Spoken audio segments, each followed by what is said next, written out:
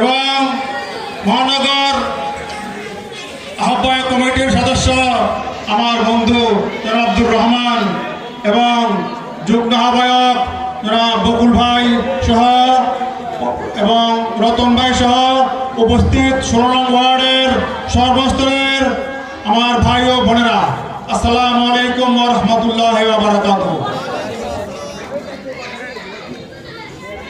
অনেক বক্তাই অনেকে বলেছেন যে গত 17 বছর অনেকে রাজপথে কষ্ট করেছেন।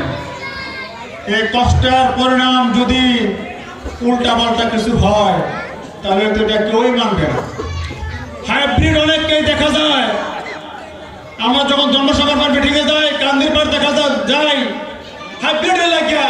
আমরা 17 বছর যারা নাকি পরিশ্রম করছি দলের জন্য, আমাদের কাছে সুযোগ পাওয়া যায় না। হাইব্রিড এত